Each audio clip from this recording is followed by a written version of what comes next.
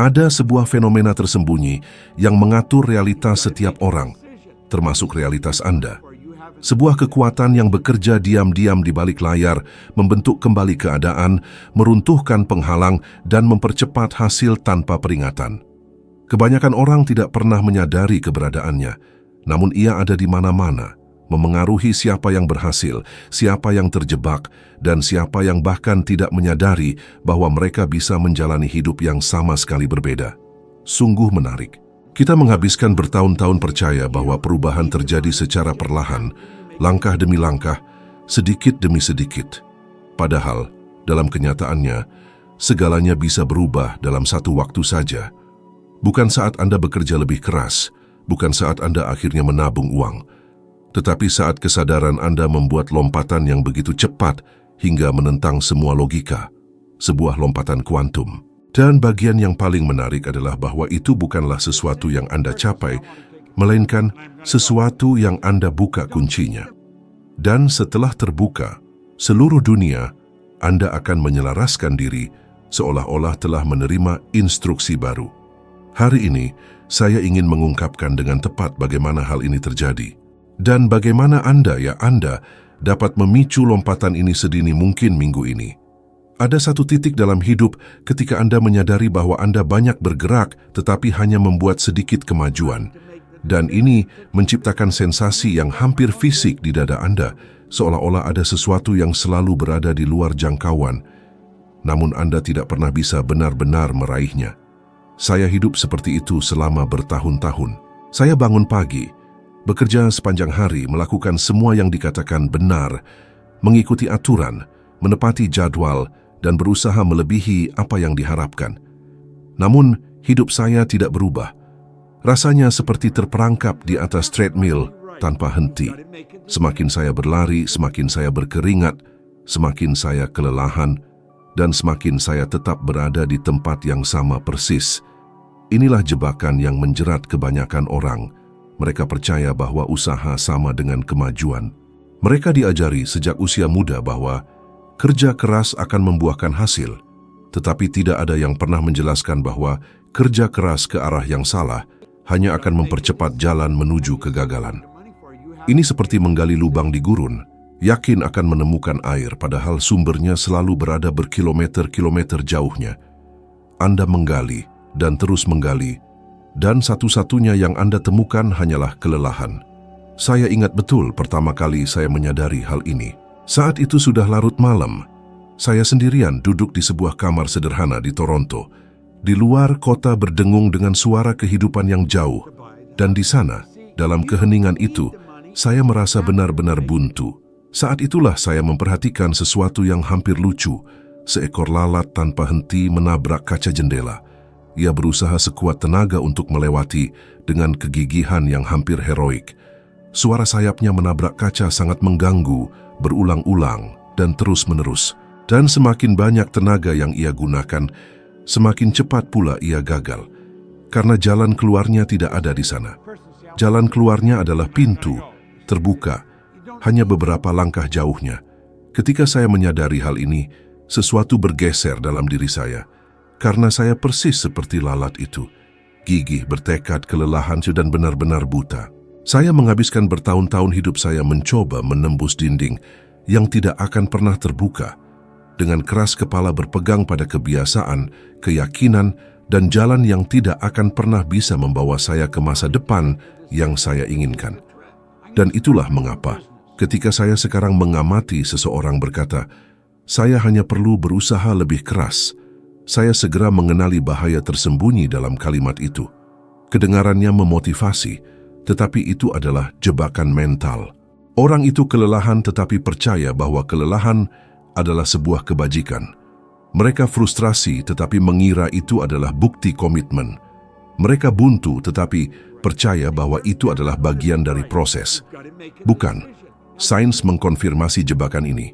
Penelitian dari Stanford Mind and Body Lab menunjukkan bahwa ketika seseorang memasuki kondisi stres berkelanjutan, otak mengaktifkan bagian-bagian yang lebih primitif, yang memperkuat pola-pola berulang.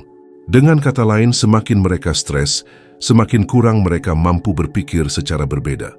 Seolah-olah otak berkata, gunakan apa yang sudah Anda ketahui, bahkan jika apa yang sudah Anda ketahui sedang menghancurkan Anda. Dan ini menjelaskan mengapa begitu banyak orang bekerja sepanjang hidup mereka dan tidak pernah maju. Ini bukan kurangnya kecerdasan, bakat, atau kekuatan. Ini adalah kurangnya ruang mental untuk melihat alternatif. Dan disinilah yang saya sebut sebagai keretakan itu terjadi. Karena hari itu, saat melihat lalat itu, pertanyaan terdalam dalam hidup saya muncul. Apakah masalahnya adalah saya berusaha lebih keras, padahal seharusnya saya mencoba secara berbeda? Pertanyaan itu menghantam saya bagai kilat. Itu tidak nyaman, itu menghancurkan, tapi itu juga membebaskan. Saya harus mengakui kepada diri sendiri bahwa seluruh tahun-tahun sebelumnya telah dihabiskan untuk menuju ke arah yang salah.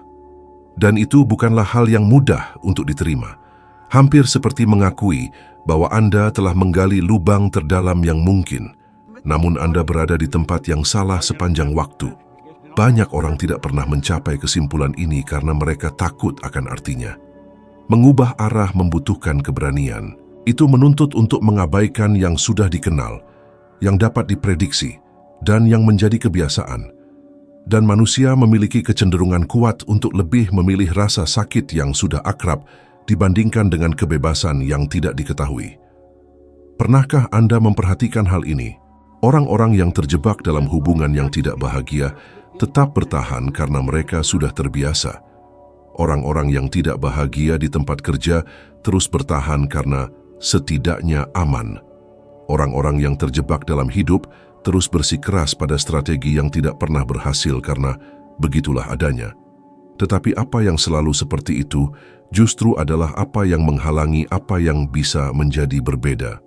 Ketika saya menyadari hal ini, sesuatu yang tadinya tampak mustahil mulai masuk akal. Bukan lebih banyak usaha yang saya butuhkan, melainkan lebih banyak kesadaran. Dan kesadaran tidak lahir dari usaha, ia lahir dari keretakan, dari jeda mendalam di mana Anda mengakui dengan kejujuran yang brutal. Jalan ini tidak lagi berhasil.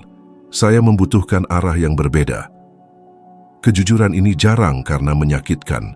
Itu menghadapi ego. Itu menghancurkan kepastian. Itu membuka kerentanan. Tetapi justru pada titik inilah transformasi dimulai. Dan saya memberitahu Anda ini dengan keyakinan penuh karena saya telah mengalaminya sendiri. Lompatan yang mengubah hidup Anda tidak terjadi ketika Anda berusaha lebih keras, tetapi ketika Anda berhenti cukup lama untuk melihat pintu terbuka yang selalu ada di sana. Kebanyakan orang tidak pernah melihat pintu ini karena mereka terlalu sibuk menabrak kaca.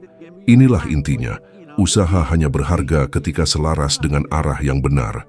Jika tidak, itu hanya akan menjadi kebisingan belaka, gerakan yang tidak berguna, kelelahan emosional.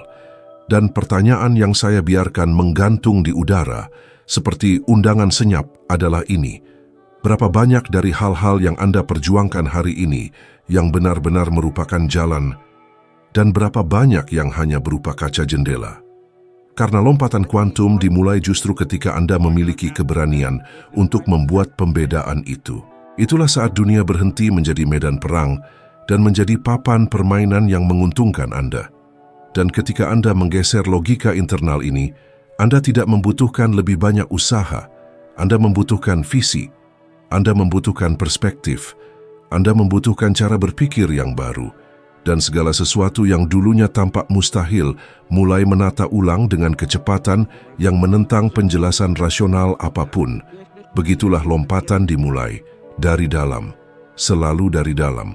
Selalu pada saat-saat ketika segalanya terasa terlalu kokoh, terlalu dapat diprediksi, saya menyadari betapa banyak orang, dan untuk waktu yang lama saya juga, hidup terperangkap dalam semacam realitas tetap yang tak terlihat, seolah setiap hari hanyalah pengulangan dari hari sebelumnya. Dan yang paling menarik adalah bahwa selama masa-masa itu, saya mulai melihat bagaimana ketakutan akan hal yang tidak diketahui menyamar sebagai tanggung jawab, kehati-hatian, atau bahkan kedewasaan. Ketika Anda melihat dari luar, semuanya tampak logis. Mempertahankan pekerjaan yang menguras tenaga, menerima gaji yang tidak memenuhi kebutuhan Anda, mentoleransi hubungan yang menguras energi Anda, bersikeras pada rutinitas yang tidak lagi masuk akal. Tetapi pernahkah Anda memperhatikan bahwa apa yang kita sebut logika seringkali hanyalah ketakutan yang cerdik?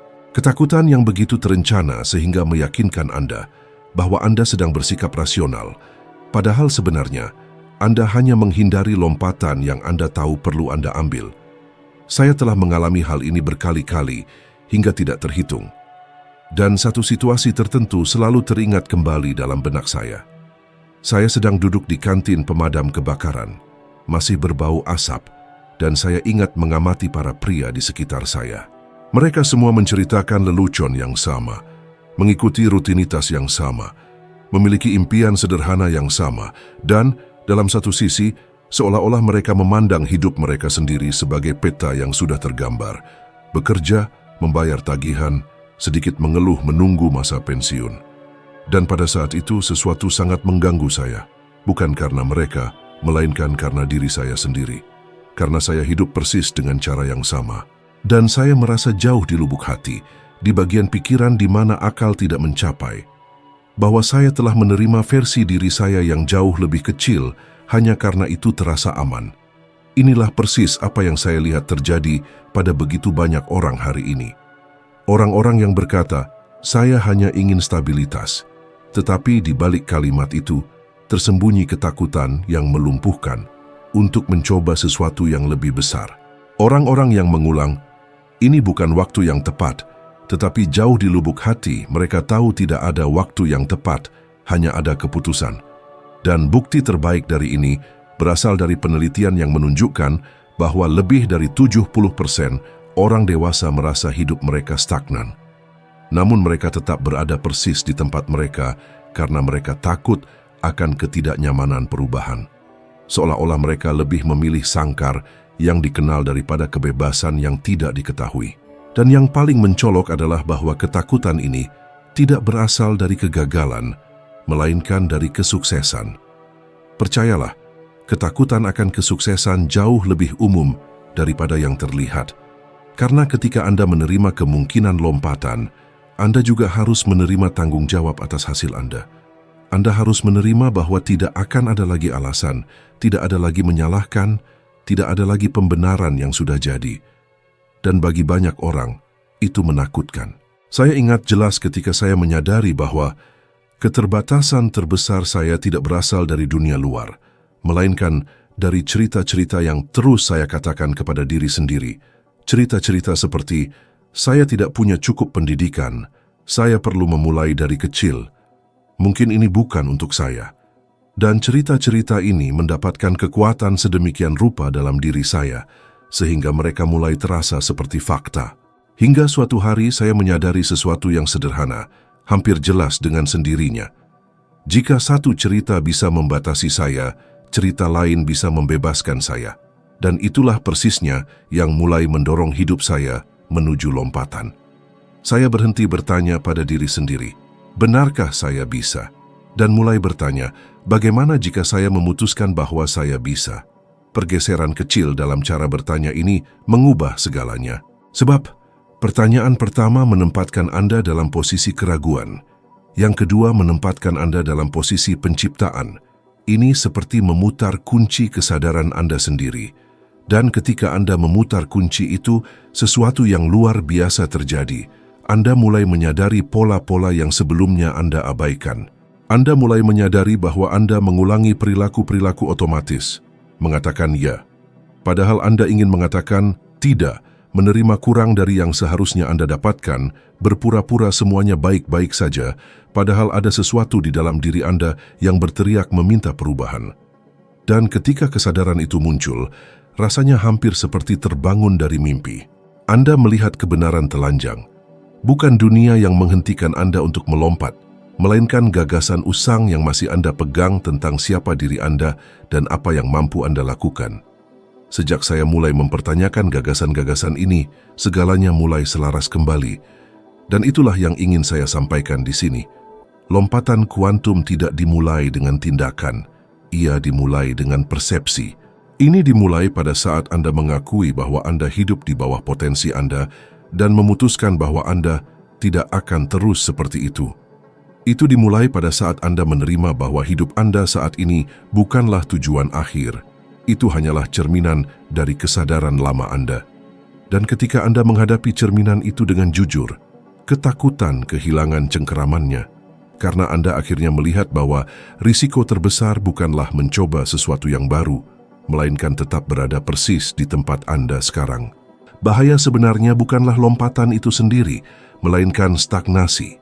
Dan tragedi terbesar bukanlah kegagalan, melainkan menjalani seluruh hidup Anda tanpa pernah menemukan siapa diri Anda sesungguhnya jika Anda berani berpikir lebih besar. Itulah mengapa saya mengatakan lompatan kuantum adalah segalanya yang Anda butuhkan untuk membuka potensi Anda. Sebab, sebagian besar waktu, Anda tidak melawan keadaan, melainkan melawan versi terbatas dari diri Anda yang terbentuk selama bertahun-tahun. Dan ketika versi itu hancur, bahkan jika hanya untuk 1 detik, Anda mulai melihat dunia yang selalu ada di sana, hanya menunggu Anda untuk berani melangkah menembus kaca.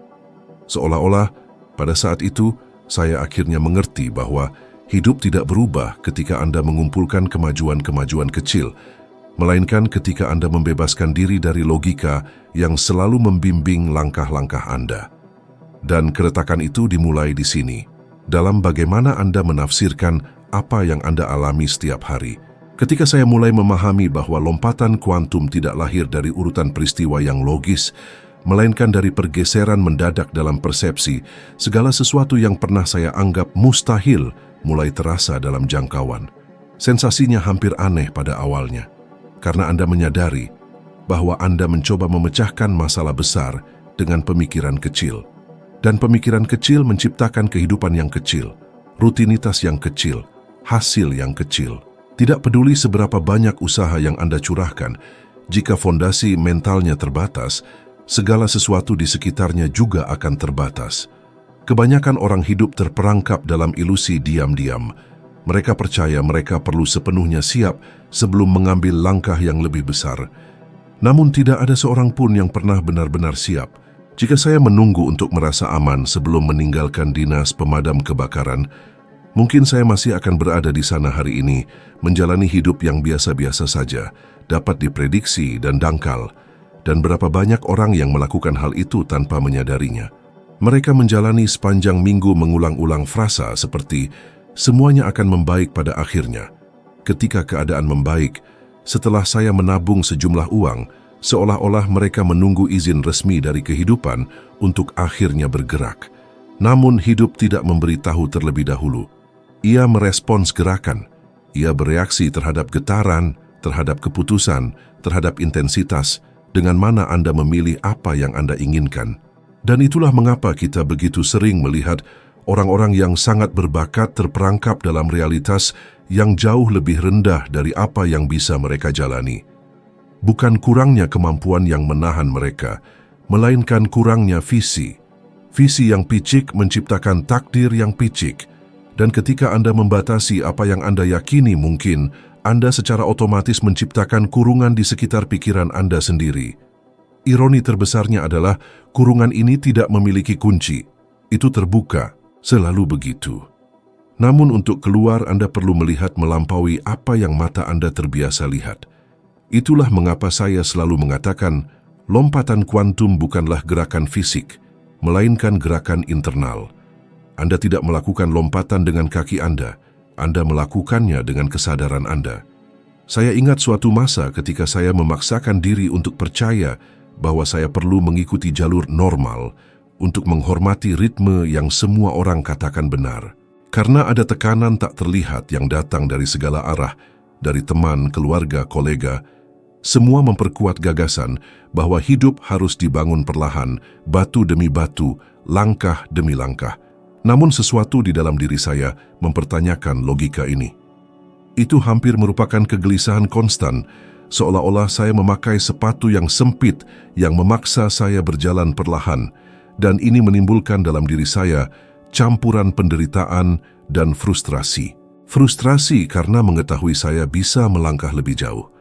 Dan penderitaan karena menyadari bahwa jika saya tidak membuat keputusan, saya akan berakhir hidup seperti semua orang lain yang saya lihat di sekitar saya. lelah, terperangkap, pasrah. Dan ketika saya mengatakan ini, itu bukan untuk mengkritik, melainkan untuk membangkitkan. Karena banyak yang hidup persis seperti ini. Mereka bangun pagi, bekerja sepanjang hari, pulang ke rumah dalam keadaan lelah, dan masih percaya mereka melakukan yang terbaik yang mungkin. Namun benarkah demikian? Atau mereka hanya mengulangi naskah yang diberikan kepada mereka sebelum mereka menyadari bahwa mereka bisa memilih yang lain? Disinilah kebanyakan orang terjebak. Karena untuk mengambil lompatan Anda perlu melawan segala sesuatu yang Anda pelajari tentang keamanan, stabilitas, prediktabilitas. Anda perlu menantang logika yang ditanamkan dalam pikiran Anda sejak kecil. Tepat pada titik itulah hidup saya mulai berubah. Ketika saya akhirnya memiliki keberanian untuk bertanya pada diri sendiri, bagaimana jika semua yang telah diajarkan kepada saya tentang kemajuan itu salah? Pertanyaan ini membuka celah dalam kerangka mental yang saya bawa. Sebuah celah kecil, tetapi cukup untuk cahaya masuk. Dan begitu cahaya masuk, ia tidak akan pergi. Sejak saat itu, saya mulai menyadari bahwa penyesuaian-penyesuaian kecil tidak akan cukup lagi. Saya membutuhkan sebuah keretakan. Saya perlu melepaskan versi lama diri saya yang percaya pada kemajuan yang lambat dan mulai membangun versi baru yang mampu menerima bahwa perubahan cepat tidak hanya mungkin, tetapi juga alami ketika Anda meningkatkan kesadaran Anda. Dan yang paling menarik adalah, ketika Anda mengubah cara Anda melihat diri sendiri, seluruh dunia mengubah cara ia memandang Anda. Anda berhenti terlihat seperti seseorang yang mencoba dan mulai terlihat seperti seseorang yang bertekad. Perbedaannya sangat mencolok. Orang-orang mulai merespons Anda secara berbeda. Pintu-pintu yang tadinya tidak ada mulai muncul, jalan-jalan terbuka, peluang-peluang muncul, di mana sebelumnya hanya ada keheningan. Semua ini karena Anda memecahkan pola mental yang membuat Anda terperangkap dalam siklus yang sama. Seolah-olah alam semesta hanya menunggu Anda untuk mengambil langkah pertama di luar logika konvensional, untuk kemudian menata ulang segala sesuatu di sekitar Anda. Dan tepat pada saat itulah, saat Anda memutuskan untuk membebaskan diri, lompatan kuantum dimulai. Bukan ketika Anda menaklukkan sesuatu di luar sana, melainkan ketika Anda menaklukkan sesuatu di dalam diri, izin untuk menjadi diri Anda yang sesungguhnya. Itu selalu dapat diakses oleh Anda, dan ini bisa menjadi saat ketika segalanya mulai berubah. Kenyamanan memiliki kemampuan berbahaya untuk menyamar sebagai kedamaian, padahal kenyataannya itu hanyalah stagnasi yang diperhalus. Dan semakin banyak waktu berlalu, semakin ia membentuk pikiran Anda, seperti air yang perlahan mengukir alur yang dalam ke dalam batu selama bertahun-tahun. Anda bahkan tidak menyadari bahwa Anda terperangkap karena tidak ada jeruji yang terlihat. Satu-satunya hal yang mengikat Anda adalah kebiasaan, dan kebiasaan ketika diulang terlalu lama menjadi identitas. Itulah mengapa begitu banyak orang mengatakan, memang begitulah saya, padahal sebenarnya mereka tidak seperti itu. Mereka hanya menjadi seperti itu setelah mentoleransi apa yang seharusnya tidak pernah diterima terlalu lama. Saya menyadari ini pada salah satu hari yang paling kontradiktif dalam hidup saya. Saya menghasilkan uang lebih banyak daripada siapapun di keluarga saya sebelumnya. Bisnis saya berkembang pesat, hasil saya meningkat, nama saya mulai dikenal luas. Secara lahiriah semuanya sempurna, namun di dalam ada sesuatu yang masih sangat tidak selaras, dan disitulah banyak yang keliru. Bukan karena hidup Anda membaik secara eksternal, pikiran Anda secara otomatis mengikuti perkembangannya. Pikiran lama berusaha bertahan dalam tubuh baru. Ia berusaha melindungi versi lama diri Anda, seolah-olah ekspansi adalah ancaman. Saya ingat suatu pagi ketika saya harus mengenakan seragam dinas pemadam kebakaran setelah malam ketika perusahaan saya menghasilkan lebih banyak pendapatan daripada seluruh gaji bulanan saya. Saat saya mengenakan seragam itu, saya merasa seolah-olah saya tergelincir ke dalam versi lama diri saya. Rasanya seperti memakai kemeja yang sudah tidak muat lagi. Tetapi Anda bersikeras memakainya karena itu mengingatkan Anda tentang siapa diri Anda dulu. Kainnya terasa lebih berat, lingkungannya lebih sempit, suara-suaranya lebih teredam, seolah-olah segala sesuatu di sekitar saya mencoba memberitahu saya bahwa siklus itu telah berakhir. Tetapi Saya terus bersikeras karena masih terasa aman. Namun kenyamanan tidak pernah datang sendiri. Itu selalu menyeret ketakutan bersamanya. Ketakutan kehilangan apa yang telah Anda capai. Ketakutan mengecewakan seseorang. Ketakutan melampaui batas. Ketakutan meninggalkan wilayah yang dikenal. Dan ketakutan ini berbicara kepada Anda menggunakan argumen-argumen yang sangat meyakinkan. Ia membisikkan hal-hal seperti, bagaimana jika ini berakhir? Bagaimana jika Anda menipu diri sendiri? Bagaimana jika semuanya salah? Dan Anda mempercayainya. Karena ketakutan berbicara dengan suara logika. Sains secara brutal mengonfirmasi hal ini. Penelitian menunjukkan bahwa otak manusia 1000 kali lebih memilih penderitaan yang dapat diprediksi daripada risiko yang tidak diketahui. Ini menjelaskan mengapa begitu banyak orang bertahan dalam pekerjaan yang tidak bahagia, hubungan yang retak, lingkungan yang beracun. Ini bukan kurangnya keberanian. Ini adalah otak yang memprioritaskan kelangsungan hidup, bahkan dengan mengorbankan pemenuhan diri Anda sendiri. Namun ada titik di mana hidup memaksa Anda untuk menghadapi pilihan, tetap aman atau terus bertumbuh. Keduanya tidak bisa hidup berdampingan. Pertumbuhan selalu menuntut ketidaknyamanan. Selalu. Dan saya merasakan ketidaknyamanan ini hampir secara fisik. Rasanya seperti membawa beban tak terlihat di pundak saya setiap kali saya berjalan menuju barak. Saya akan bertanya pada diri sendiri, apa yang saya lakukan? Dan jawaban yang muncul bukan rasional, melainkan terasa sampai ke ulu hati. Aku sedang mengkhianati diriku sendiri. Kebenaran itu memang pahit, namun membebaskan. Selama engkau mencari keamanan di luar dirimu, engkau akan selalu berada di ambang kehancuran. Sebab segala sesuatu yang bersifat eksternal bisa saja lenyap. Pekerjaan berakhir, perusahaan tutup, hubungan berubah, ekonomi anjlok. Tetapi apa yang engkau bangun di dalam dirimu, visi, keberanian, identitas, tujuan, tak seorang pun bisa merampasnya.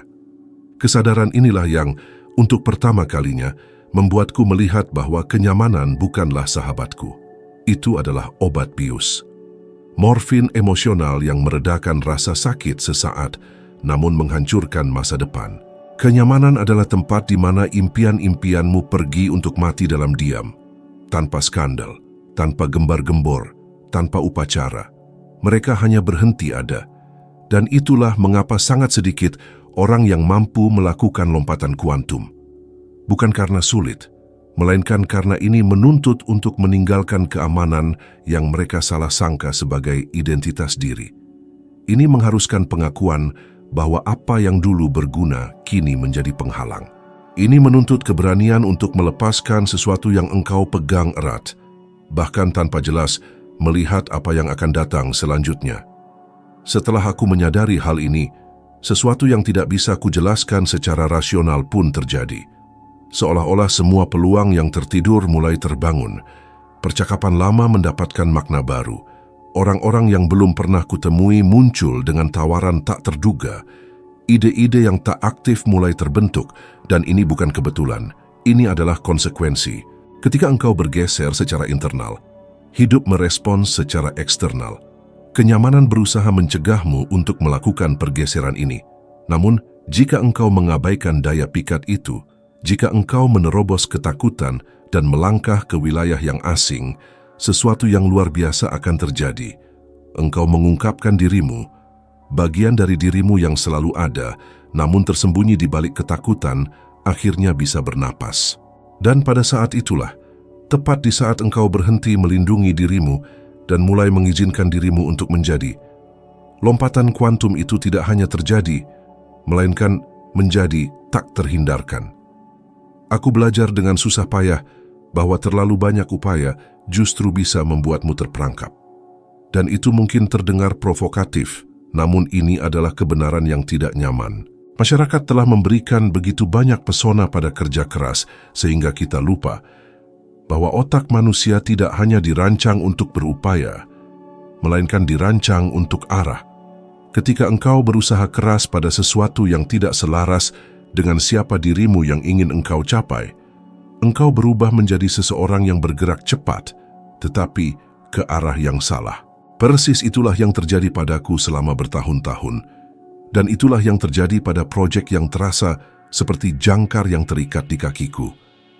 Aku mencoba memperbaikinya dengan lebih banyak pertemuan, lebih banyak upaya, lebih banyak percakapan, lebih banyak tekanan, dan setiap upaya baru hanya menciptakan lebih banyak frustrasi. Itu seperti mendayung sekuat tenaga di perahu yang bocor, percaya bahwa lebih banyak mendayung akan menyelesaikan masalahnya. Tetapi tidak berhasil. Aku ingat persis momen ketika aku menyadari bahwa aku sedang mengulang pola lama. Aku tiba lebih awal hari itu. Kantor masih sunyi, namun aku merasakan beban yang luar biasa di dadaku. Engkau tahu perasaan selalu tertinggal, bahkan ketika engkau melakukan segalanya. Perasaan selalu lelah bahkan setelah tidur. Sains menyebutnya kelelahan kognitif terakumulasi, sebuah kondisi di mana otak mulai memprioritaskan hanya untuk bertahan hidup, bukan kreativitas. Ini berarti bahwa semakin stres dirimu, semakin sedikit solusi baru yang bisa engkau bayangkan. Dan itulah tepatnya yang sedang terjadi padaku. Aku mengambil sebuah buku kecil itu yang muat di saku jaketku dan membukanya tanpa berpikir. Kalimat yang kubaca seolah-olah tertulis di keningku. Tingkat selanjutnya menuntut putusnya kebiasaan lama. Itu menghantam tulang rusukku seperti pukulan. Aku tahu persis kebiasaan mana yang perlu diputuskan. Aku telah menunda sebuah keputusan selama berbulan-bulan. Berbulan-bulan lamanya. Aku bersembunyi di balik pembenaran rasional, tetapi sebenarnya aku takut. Takut mengecewakan orang lain. Takut mengubah jalanku. Takut gagal. Dan karena ketakutan itu, aku mempertahankan orang-orang, proses dan ide-ide di sekitarku yang sudah kedaluarsa, seperti makanan yang terlupakan di bagian belakang lemari es. Keputusan yang kubuat hari itu tampak kecil bagi orang luar, tetapi bagiku, itu seperti memotong kabel baja. Aku perlu mengakhiri kemitraan yang secara emosional telah lama kucoba untuk selamatkan. Itu adalah seseorang yang kusukai, tetapi yang tidak lagi selaras dengan tingkatan baru yang ingin kuraih. Ketika aku akhirnya melakukannya, sesuatu terbuka di dalam diriku. Apa yang macet menjadi lepas, apa yang terasa berat menjadi ringan. Seolah-olah alam semesta telah menungguku untuk membebaskan ruang agar bisa menempatkan sesuatu yang lebih baik di sana. Dan inilah poin yang kebanyakan orang hindari untuk akui. Bukan karena kurangnya upaya yang menahanmu, melainkan karena berlebihan dalam berupaya pada hal-hal yang salah. Ini adalah keterikatan emosional pada apa yang tidak lagi berfungsi. Ini adalah ketakutan untuk menutup bab-bab. Sudah berapa kali engkau bersikeras pada pekerjaan, hubungan, proyek, atau bahkan identitas yang sudah lama melewati tanggal kedaluarsanya? Sudah berapa kali engkau mengubah penolakanmu menjadi suatu kebajikan, mengatakan pada dirimu sendiri bahwa engkau harus terus berjuang? Padahal jauh di lubuk hati, engkau tahu bahwa engkau perlu membebaskan diri? Kebenarannya adalah disrupsi selalu mendahului lompatan, selalu. Penelitian MIT menunjukkan bahwa perubahan perilaku yang signifikan hanya terjadi ketika sebuah putus secara emosional mendahului pola baru. Ini berarti engkau tidak berevolusi karena keinginan, engkau berevolusi karena engkau membebaskan diri. Membebaskan diri itu menyakitkan, tentu saja. Itu membutuhkan keberanian, tetapi ketiadaan disrupsi jauh lebih menyakitkan karena itu mengutukmu pada stagnasi. Dan stagnasi tidak melukai kulitmu, ia melukai jiwamu. Terasa sakit ketika engkau merasa dilahirkan untuk lebih, tetapi terus hidup dengan kurang. Aku belajar bahwa setiap kali aku menunda keputusan penting, aku membayar harga emosional. Ketika engkau menunda berakhirnya sesuatu yang secara internal sudah usai, engkau mencoba mengerahkan kekuatan untuk menopang atap yang sudah lapuk, dan itu menguras energimu, kreativitasmu, harga dirimu. Itulah mengapa begitu banyak orang terbangun dalam keadaan lelah, bahkan setelah tidur. Itulah mengapa begitu banyak orang bekerja 2 kali lebih keras, tetapi seolah-olah menghasilkan hanya setengahnya. Ini bukan kurangnya kompetensi. Ini adalah beban emosional berlebih yang dipikul karena ketakutan akan disrupsi. Sejak hari itu, aku mulai menggunakan aturan sederhana. Jika sesuatu menuntut terlalu banyak upaya untuk terus ada, itu karena seharusnya sudah berakhir. Bisnis yang membutuhkan terlalu banyak upaya untuk dipertahankan. Hubungan yang membutuhkan terlalu banyak upaya untuk dipertahankan. Kebiasaan yang membutuhkan terlalu banyak upaya untuk dibenarkan. Segala sesuatu yang menguras energimu, mencegahmu untuk mencapai lompatanmu. Ketika aku akhirnya membebaskan diri dari pola lama itu, hasilku berlipat ganda dalam hitungan minggu. Bukan bulan, bukan tahun. Dan ini tidak terjadi karena aku menjadi lebih berbakat. Ini terjadi karena aku membebaskan diri dari apa yang menahanku. Membebaskan diri membuatku lebih ringan. Dan ketika engkau lebih ringan, engkau melesat lebih cepat. Selalu. Dan mungkin engkau berada tepat di titik ini sekarang. Mungkin engkau sedang memegang sesuatu yang seharusnya engkau lepaskan. Mungkin engkau sedang menginvestasikan upaya di mana seharusnya engkau menginvestasikan keberanian.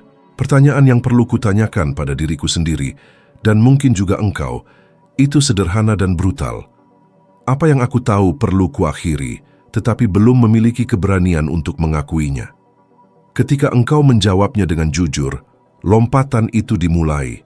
Bukan ketika engkau berusaha lebih keras, melainkan ketika engkau berhenti mencoba mempertahankan apa yang seharusnya sudah pergi. Perubahan sejati selalu dimulai di tempat yang tak seorang pun melihat, dalam getaran hening yang engkau bawa saat tak seorang pun mengawasi. Dan getaran ini bukanlah hal abstrak, bukan esoteris, bukan puitis. Ini praktis, ini membentuk pilihan-pilihanmu, percakapanmu, caramu berjalan, bagaimana engkau memandang dunia, dan, yang terpenting, bagaimana dunia meresponsmu. Ketika aku mengatakan engkau tidak menarik apa yang engkau inginkan, melainkan menarik apa adanya dirimu, aku berbicara tentang hal ini. Karena menginginkan itu mental, menjadi itu vibrasi, dan alam semesta tidak merespons keinginanmu, ia merespons keadaanmu. Aku menyadari ini dengan cara yang hampir membingungkan ketika aku mulai bertindak seperti seseorang yang benar-benar percaya bahwa mereka layak mendapatkan hasil yang mereka cari. Aku tidak punya gelar, tidak punya rekam jejak, tidak punya panutan keluarga. Aku tidak punya apapun yang membenarkan gagasan bahwa aku bisa makmur. Tetapi sesuatu di dalam diriku mulai berubah ketika aku memahami bahwa hidupku tidak akan pernah lebih besar dari citra diriku. Tidak peduli seberapa banyak pengetahuan yang engkau miliki, jika jauh di lubuk hati engkau masih melihat dirimu kecil, segala sesuatu di sekitarmu berperilaku seolah-olah engkau kecil. Ini seperti mencoba memancarkan sinyal radio yang kuat dengan antena yang rusak. Tidak peduli seberapa keras engkau berteriak, jangkauannya tidak akan pernah jauh. Dan itulah mengapa begitu banyak orang merasa bahwa tidak ada yang berhasil, bahkan ketika mereka berupaya, karena mereka hidup dalam kontras antara apa yang mereka inginkan dan apa yang mereka yakini tentang diri mereka. Ini seperti menginginkan kehidupan yang berlimpah sambil membawa identitas yang hanya memahami kelangkaan. Pikiran berkata, aku ingin bertumbuh, tetapi getaran berkata, aku tidak melihat diriku mampu. Dan tebak mana dari kedua hal itu yang didengar alam semesta? Selalu getarannya. Ketika aku mulai mengubah ini, hal-hal di sekitarku seolah berubah dengan sendirinya. Itu bukan sihir, itu adalah koherensi. Seolah-olah duniaku akhirnya selaras dengan versi diriku yang kupilih untuk menjadi. Orang-orang mulai memperlakukanku secara berbeda, bukan karena aku meminta, melainkan karena aku bertindak berbeda. Aku berjalan berbeda. Aku berbicara berbeda, aku membuat keputusan yang berbeda, dan keputusan-keputusan itu membawa energi baru, energi yang menyatakan, aku tahu persis siapa diriku dan kemana aku akan pergi. Dan ini menciptakan dampak yang hampir instan pada bagaimana peluang muncul. Mereka muncul karena, untuk pertama kalinya engkau telah menjadi magnet bagi apa yang dulunya hanya engkau kagumi dari jauh. Sains telah banyak kali menjelajahi ini. Studi tentang kesesuaian konsep diri mengungkapkan bahwa orang hanya menerima dan mengenali peluang yang kompatibel dengan citra yang mereka miliki tentang diri mereka. Dengan kata lain, jika engkau memandang dirimu biasa-biasa saja, engkau tidak akan melihat peluang luar biasa, bahkan jika mereka tepat di depan matamu. Ini adalah pemikiran yang menakutkan, namun sangat membebaskan begitu engkau memahaminya. Sebab ini berarti Anda tidak perlu mengubah seluruh dunia. Anda hanya perlu mengubah diri sendiri. Dan ketika Anda berubah secara internal, dunia di luar akan menata ulang dirinya, seolah menerima instruksi baru tentang diri Anda. Namun, ada detail penting yang hampir tidak disadari siapapun. Saat Anda mulai meningkatkan frekuensi diri, dunia akan menguji Anda. Ia ingin tahu apakah perubahan itu tulus atau hanya dorongan sesaat. Ia ingin melihat apakah Anda benar-benar siap atau hanya berlatih. Inilah mengapa berkali-kali begitu Anda meningkat secara internal, masalah-masalah lama berusaha muncul kembali. Orang-orang mempertanyakan pilihan Anda, dan keadaan mencoba menyeret Anda kembali ke vibrasi lama. Ini bukan dimaksudkan sebagai hukuman. Ini terjadi untuk memastikan apakah Anda benar-benar berkomitmen untuk mempertahankan identitas baru ini. Dan inilah momen krusialnya. Saat ini terjadi, Anda perlu melakukan persis seperti yang saya lakukan ketika menyadari frekuensi saya berubah. Saya mulai melindungi energi saya dengan intensitas yang sama seperti seseorang menjaga oksigennya sendiri. Jika sebuah percakapan merendahkan saya akan menjauh. Jika sebuah lingkungan menguras energi saya akan menghindar. Jika seseorang menatap saya dengan keraguan atau cemoohan, saya tidak akan berusaha membuktikan apapun. Saya hanya berdiri teguh pada kebenaran saya setelah belajar bahwa mereka yang mencoba membenarkan kehebatan mereka kepada pikiran-pikiran picik, niscaya akan merendahkan diri mereka sendiri dalam prosesnya. Vibrasi baru hanya akan bertahan ketika Anda menghormatinya, ketika Anda menyelaraskan tindakan Anda dengannya, bahkan ketika tidak ada orang lain yang percaya, bahkan ketika tidak ada orang lain yang memahami. Dan yang paling mengesankan adalah ketika Anda mempertahankan frekuensi ini cukup lama, sesuatu yang luar biasa akan terjadi. Dunia menyerah untuk mencoba mendorong Anda kembali. Ia menyerah. Ia menerima siapa diri Anda yang telah Anda wujudkan. Dan mulai saat itu, pintu-pintu yang dulunya tampak terkunci akan terbuka lebar, seolah-olah tidak pernah tertutup. Dan jika sampai pada titik ini, pesan ini membangkitkan sesuatu dalam diri Anda. Jika ia beresonansi, jika ia memicu refleksi, jika ia menyentuh bagian diri Anda yang terlelap, maka inilah saatnya untuk melakukan sesuatu yang sederhana, namun kuat, berlangganan ke saluran ini dan tekan tombol suka, bukan demi saya. Namun karena, dengan melakukan itu, Anda mengirimkan sinyal jelas kepada diri sendiri bahwa Anda berkomitmen pada versi diri yang baru ini. Ini adalah gestur kecil, namun syarat dengan niat, dan niat adalah frekuensi. Dan frekuensi yang tepatlah yang mendefinisikan kembali takdir Anda. Sejak Anda memahami ini, hidup Anda berhenti menjadi pengejaran yang putus asa dan berubah menjadi penyelarasan yang konstan. Anda berhenti mengejar hal-hal dan mulai menariknya. Anda berhenti meminta izin dan mulai mengklaim kekuatan Anda. Anda berhenti mengumpulkan keraguan dan mulai membangun keyakinan. Karena ketika vibrasi Anda berubah, jalan Anda berubah. Ketika jalan Anda berubah, hasil Anda berubah.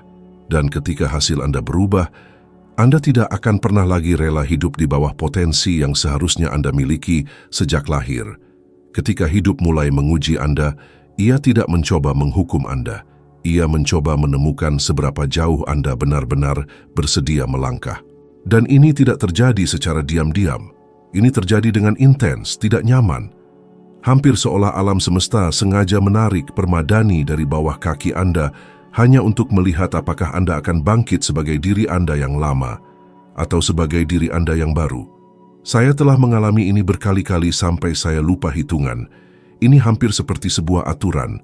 Sebelum setiap lompatan signifikan, selalu ada sesuatu yang salah. Anda kehilangan klien, sebuah rencana berantakan, sebuah hubungan putus, sebuah kesempatan lenyap. Dan pada saat itu, rasanya tidak adil.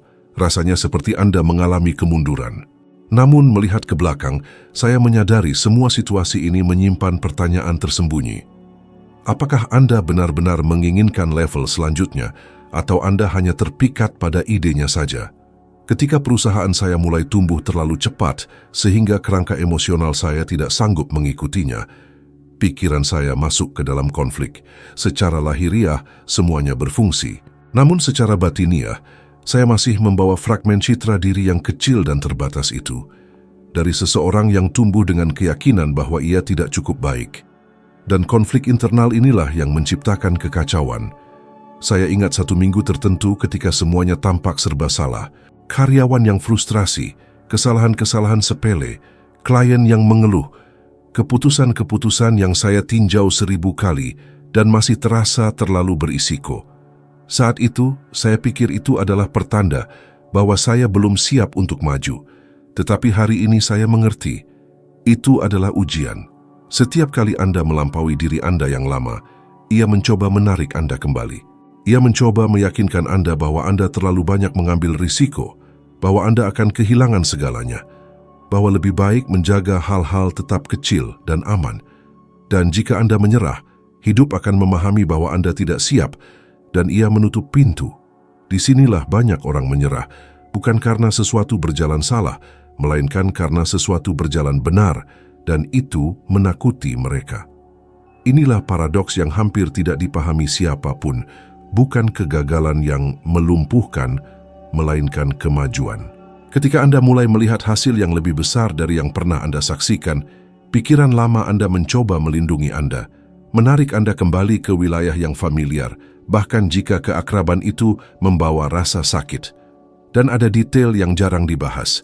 Sebelum lompatan itu, hidup menjadi sangat tidak nyaman bagi diri Anda yang lama, sehingga melanjutkan seperti apa adanya menjadi hampir mustahil. Satu identitas sedang mati, dan identitas lain sedang lahir. Dan setiap kelahiran datang dengan rasa sakit. Itu sebabnya, ketika Anda berada di ambang kemajuan, segalanya terasa tidak stabil. Suasana hati Anda berfluktuasi, keputusan Anda terasa berat, ketakutan Anda semakin keras, jantung Anda berdebar kencang, dan Anda mempertanyakan apakah Anda melakukan semuanya salah. Padahal, kenyataannya, Anda melakukan semuanya dengan benar. Ini adalah padanan emosional dari pakaian yang tidak lagi muat. Ia akan menggesek hingga Anda menerima bahwa Anda membutuhkan sesuatu yang lebih besar. Dan inilah kebenaran yang brutal. Jika Anda tidak bersedia menavigasi kekacauan sementara ini, lompatan itu tidak akan pernah terjadi. Karena lompatan kuantum adalah sebuah pertukaran. Anda menyerahkan identitas lama Anda dan menerima yang baru. Namun tidak ada yang memberitahu Anda bahwa pertukaran ini tidaklah mulus. Ini tidak nyaman. Ini membingungkan. Ini intens secara emosional. Tetapi justru ketidaknyamanan inilah yang membuktikan bahwa Anda bergerak menuju sesuatu yang besar. Saya belajar mengenali periode ini sebagai sebuah sinyal ketika segalanya mulai berantakan, ketika hal-hal tampak luput dari kendali, ketika saya merasakan perpaduan antara ketakutan dan kegembiraan itu. Saya tahu saya hampir menembus lapisan yang sebelumnya membatasi saya, dan mungkin Anda sedang menjalani ini sekarang, fase di mana tidak ada yang terasa cocok, di mana Anda merasa sudah mencapai batas, di mana hidup seolah memeras Anda dari segala arah. Tetapi inilah poin esensialnya, ini bukan hukuman, ini adalah persiapan. Alam semesta sedang bertanya, apakah Anda siap untuk berhenti menjadi diri Anda yang selama ini, untuk akhirnya menjadi diri Anda yang seharusnya. Bukan berarti ada yang salah, melainkan identitas lama Anda tidak lagi mampu menopang besarnya kehidupan yang sedang Anda coba bangun. Dan ketika Anda memahami ini, sesuatu dalam diri Anda akan rileks. Badai tidak lagi begitu menakutkan. Karena Anda menyadari bahwa ia datang bukan untuk menghancurkan, melainkan untuk menciptakan ruang. Jika hidup sedang menguji Anda, itu bukan pertanda bahwa Anda harus berhenti. Itu adalah pertanda bahwa Anda akhirnya terlalu dekat untuk menyerah. Ketika saya akhirnya memahami bahwa melakukan lebih banyak tidak sama dengan mencapai lebih banyak, seolah sebuah tembok telah runtuh dalam diri saya. Saya telah menghabiskan bertahun-tahun percaya bahwa produktivitas identik dengan akumulasi jam kerja, akumulasi keringat, akumulasi kelelahan. Selama satu fase tertentu dalam hidup saya benar-benar masuk ke dalam siklus gila ini, mencoba membuktikan nilai diri melalui kelelahan. Saya akan bangun pagi, tidur larut malam, mengisi setiap menit hari saya dengan tugas, panggilan telepon, rapat, strategi. sampai pikiran saya mulai menuntut harga yang terus meningkat. Pada suatu pagi, saya terbangun dengan perasaan hampa sama sekali. Saya melihat meja yang dipenuhi kertas, catatan-catatan yang berserakan, kalender yang penuh jadwal, dan menyadari semua itu tidak lagi menggerakkan saya. Seolah saya berputar dalam roda yang saya bangun sendiri. Kelelahan itu bukan fisik, itu mental.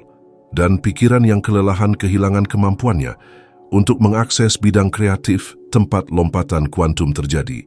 Jadi saya membuat keputusan yang pada saat itu tampak tidak bertanggung jawab menurut standar tradisional manapun. Saya membatalkan segalanya. Harfiahnya segalanya. Saya mengosongkan jadwal saya, mematikan telepon, meninggalkan rumah tanpa tujuan, dan mulai berjalan. Bukan untuk menyelesaikan apapun, bukan untuk merencanakan apapun, saya hanya berjalan, bernapas, mendengarkan pikiran saya sendiri seperti seseorang mendengarkan orang asing untuk pertama kalinya. Dan dalam keheningan itulah sesuatu mulai menata ulang dirinya di dalam diri saya. Inilah poin yang hampir tidak dipahami siapapun. Lompatan kuantum tidak lahir dari keributan. Ia lahir dari ketenangan. Keributan mengaktifkan urgensi, ketakutan, reaktivitas. Ketenangan mengaktifkan visi, imajinasi, kreasi, dan hari itu, berdiri di depan sebuah danau sederhana, memandangi air yang sangat tenang, saya merasakan kejernihan yang begitu dalam, hingga seolah menyentuh kulit saya. Sebuah gambaran muncul dalam pikiran saya dengan presisi bedah, cara baru untuk mengembangkan bisnis saya. Sebuah cara yang begitu jelas dan begitu kuat sehingga saya bertanya-tanya, mengapa saya belum pernah melihatnya sebelumnya. Tetapi jawabannya jelas. Saya tidak melihatnya karena saya terlalu sibuk untuk melihat. Otak manusia berfungsi dengan cara yang aneh. Penelitian dari MIT menunjukkan bahwa ketika kita berada dalam keadaan stres berkelanjutan, area otak kita yang bertanggung jawab atas kreativitas dan pemecahan masalah yang tidak konvensional secara virtual mati. Inilah mengapa begitu banyak orang cerdas mendapati diri mereka terjebak. Mereka tidak berhenti sejenak. Dan ketika mereka tidak berhenti sejenak, mereka tidak dapat mengakses ruang batin tempat ide-ide yang benar-benar transformatif berada. Dan mungkin ini sedang terjadi pada Anda sekarang. Mungkin Anda bekerja sangat keras, berusaha keras, memaksakan diri tanpa henti, sehingga kebisingan internal menenggelamkan semua kemungkinan yang dapat mengubah hidup Anda sepenuhnya. Itu sebabnya saya selalu mengatakan, istirahat bukanlah buang-buang waktu. Istirahat adalah portal. Portal menuju tingkat kesadaran yang tidak pernah Anda sentuh saat Anda hanya terburu-buru dari satu tugas ke tugas berikutnya. Dan di sini, saya perlu menanyakan sebuah pertanyaan yang mungkin belum pernah benar-benar Anda tanyakan kepada diri sendiri. Kapan terakhir kali Anda mengambil jeda sejati? Bukan jeda untuk mengistirahatkan tubuh Anda, melainkan jeda untuk menata ulang pikiran Anda. Sebuah jeda untuk menarik napas begitu dalam hingga Anda merasakan udara masuk dan keluar. Sebuah jeda untuk mendengarkan apa yang sebenarnya Anda rasakan, bukan sekadar apa yang menurut Anda seharusnya Anda lakukan. Karena ada satu detail yang jarang dibicarakan orang. Saat Anda berhenti, rasa takut muncul. Dan saat itulah, banyak orang menghindar dari jeda tersebut. Takut akan keheningan, takut akan kekosongan, takut menemukan bahwa Anda berada di jalan yang salah. Namun justru ketidaknyamanan awal inilah yang membuka ruang bagi lompatan. Karena jeda memaksa Anda untuk menghadapi apa yang telah Anda hindari selama berminggu-minggu, berbulan-bulan, bertahun-tahun. Ini memaksa Anda untuk melihat ke dalam diri dengan jujur. Dan itulah persisnya yang terjadi pada saya hari itu. Ketika saya mengizinkan diri saya berhenti, saya menyadari bahwa tindakan-tindakan saya selaras dengan versi lama diri saya, bukan versi yang baru. Saya bertindak seperti Bob yang merasa perlu membuktikan nilainya, bukan Bob yang sudah mengetahui nilainya. Saya melakukan tugas-tugas yang hanya masuk akal bagi seseorang yang bukan lagi diri saya. Dan ketidakselarasan internal ini menguras energi, kejernihan, serta daya kreatif saya. Ide yang saya dapatkan hari itu, ide yang memperluas hasil-hasil saya di bulan-bulan berikutnya, tidak datang dari upaya semata, tidak datang dari lembar kerja, tidak datang dari rapat. Itu datang dari kehadiran, dari keheningan, dari koneksi batin. Dan mungkin itulah yang Anda butuhkan saat ini. Bukan untuk berlari lebih kencang, melainkan untuk berhenti. Bukan untuk mencoba lebih keras, melainkan untuk lebih mendengarkan. Bukan untuk mempercepat, melainkan untuk menyelaraskan. Karena ada sesuatu tentang lompatan kuantum yang hampir tidak ada seorang pun yang benar-benar memahami. Mereka tidak terjadi ketika Anda mendorong hidup. Mereka terjadi ketika Anda selaras dengannya. Ketika Anda mengubah frekuensi Anda. Ketika Anda terhubung kembali dengan diri Anda. Ketika Anda mengizinkan pikiran Anda menyentuh ruang yang tidak pernah diaksesnya dalam kesibukan. Dan kebenarannya sederhana, namun kuat. Terkadang, satu-satunya hal yang memisahkan Anda dari kehidupan yang Anda inginkan hanyalah satu hari keheningan, satu jeda sadar, satu momen penyelarasan yang mengubah seluruh arah perjalanan Anda. Keheningan menyingkap apa yang disembunyikan oleh kebisingan, dan di ruang itulah lompatan terjadi. Jika Anda memberi diri Anda kesempatan ini, Anda akan terkejut dengan apa yang bisa muncul. Karena, sama seperti yang terjadi pada saya, dalam kekosonganlah jawaban-jawaban paling kuat muncul. Dalam kekosonganlah Anda menemukan versi diri Anda yang siap melompat. Dalam kekosonganlah kehidupan baru Anda mulai terbentuk. Dan ketika itu dimulai, Anda akan memahami bahwa melakukan lebih sedikit, ketika diarahkan dengan baik, dapat membawa Anda jauh lebih jauh daripada upaya irasional apapun. Dalam keheninganlah lompatan itu lahir. Dalam keheninganlah Anda menemukan diri Anda. Dalam keheninganlah segala sesuatu mulai masuk akal. Sabotase diri yang menyamar sebagai realisme adalah mungkin salah satu kekuatan paling merusak yang pernah saya saksikan, baik dalam hidup saya sendiri maupun dalam kehidupan ribuan orang yang pernah saya ajak bicara. Ini menyajikan dirinya begitu halus, begitu meyakinkan, sehingga Anda percaya Anda sedang bersikap masuk akal. Padahal, kenyataannya, Anda hanya mengulangi pola mental yang membuat Anda tetap kecil. Dan bagian paling berbahayanya adalah, pola ini tampak terlalu logis untuk dipertanyakan. Rasanya seperti kebenaran. Saya ingat satu periode yang sangat menantang dalam hidup saya. Saya sudah makmur, saya sudah mengalami lompatan kuantum saya, perusahaan saya berkembang, penghasilan saya meningkat bulan demi bulan, namun anehnya jauh di dalam diri saya, sebuah gema kuno masih berbisik. Kehidupan nyata tidak seperti ini. Hati-hati Bob, ini bisa berakhir. Dan gema ini datang dari tempat yang dalam, tempat yang membawa bertahun-tahun pengondisian, bertahun-tahun kepercayaan bahwa kesuksesan sejati itu lambat, sulit, dan menyakitkan. Ketika saya mulai maju terlalu cepat, suara batin ini menarik saya kembali ke zona yang familiar. Seolah-olah pikiran berkata, jangan terlalu jauh. Itu bukan dirimu. Dan begitulah cara sabotase diri beroperasi. Ia mengenakan topeng kehati-hatian, padahal kenyataannya adalah ketakutan. Ketakutan yang begitu halus sehingga menyamarkan dirinya sebagai akal sehat, pemikiran kritis, atau tetap membumi. Tapi izinkan saya bertanya, sejak kapan tetap membumi pernah mengangkat seseorang dari tanah?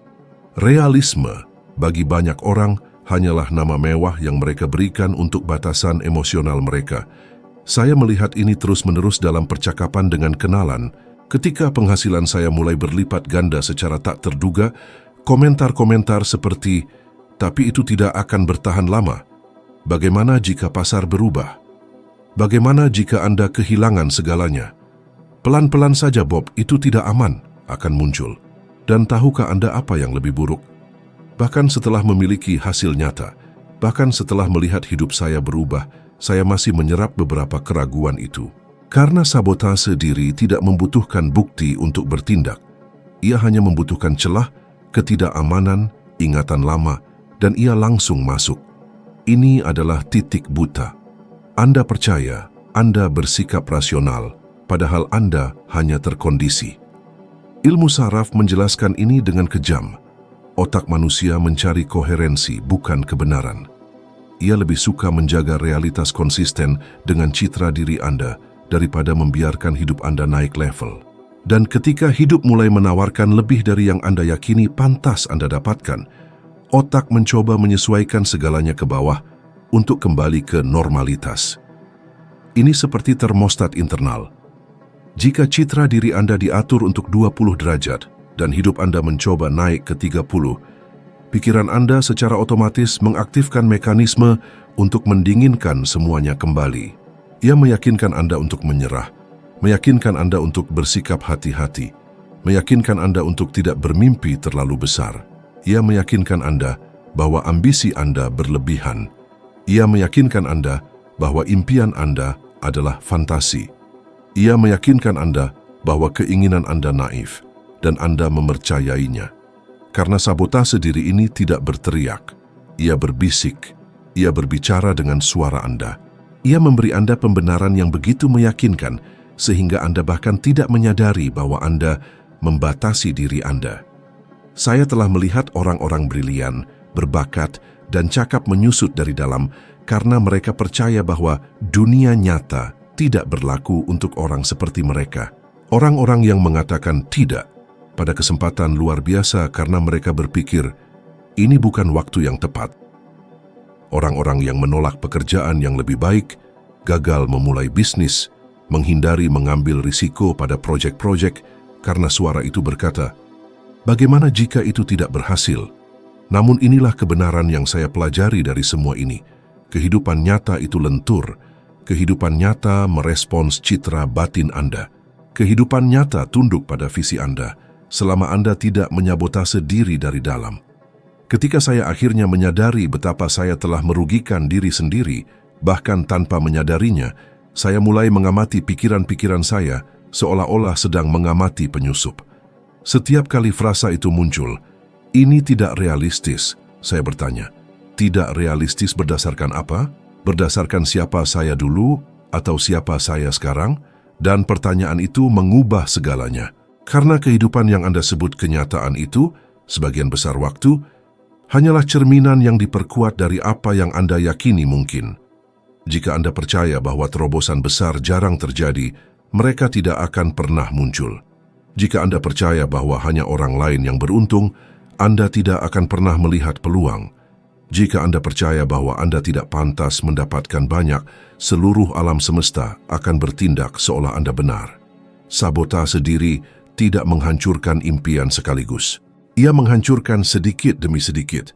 Satu keraguan di sini, satu keraguan di sana, satu penyerahan diri yang sunyi di sana. Dan ketika Anda menyadari, Anda telah membangun seluruh hidup di bawah apa yang sebenarnya bisa Anda jalani. Namun, ada juga saat ketika kesadaran itu menghantam. Sebuah momen ketika Anda menyadari bahwa batasan terbesar Anda bukanlah kekurangan waktu, uang, atau keberuntungan, melainkan kisah sunyi yang Anda ulangi pada diri sendiri setiap hari. Dan ketika kisah itu berubah, segalanya ikut berubah. Dunia yang tadinya terasa berat menjadi ringan, pintu-pintu yang tampak tertutup mulai terbuka, ide-ide yang dulunya tampak tidak mungkin mulai masuk akal. Peluang mulai menemukan Anda, karena Anda berhenti menjalani kehidupan sabotase diri Anda dan mulai menjalani kehidupan kemungkinan Anda. Dan mungkin saat ini juga Anda merasakan sengatan di dada Anda, perasaan bahwa saya baru saja menggambarkan persis apa yang terjadi di dalam diri Anda. Jika ini terjadi, ketahuilah bahwa inilah tandanya. Tanda bahwa sabotase diri telah teridentifikasi, dan setelah itu terjadi, ia kehilangan kekuatannya. Mulai saat ini, yang Anda butuhkan hanyalah memutuskan bahwa Anda tidak akan lagi menerima realisme yang mengecilkan Anda. Karena realisme yang menjebak Anda bukanlah kebenaran. Itu hanyalah ketakutan yang berbalut riasan. Dan ketakutan kehilangan cengkeramannya ketika Anda memutuskan untuk melihat melampauinya. Dan seiring pemahaman baru ini mulai meresap dalam diri Anda, mungkin seseorang sudah terlintas di benak Anda. Seseorang yang sedang menjalani siklus pembatasan diri, bermain kecil, percaya bahwa realistis adalah satu-satunya cara untuk bertahan hidup. Jika wajah itu muncul di pikiran Anda, bagikan video ini dengan orang tersebut. Terkadang satu pesan sederhana datang pada waktu yang tepat dan mengubah seluruh arah hidup. Terima kasih telah berjalan bersama saya melalui bagian dari perjalanan Anda ini. Saya masih di sisi Anda. dan saya sudah tidak sabar untuk bertemu Anda di video berikutnya.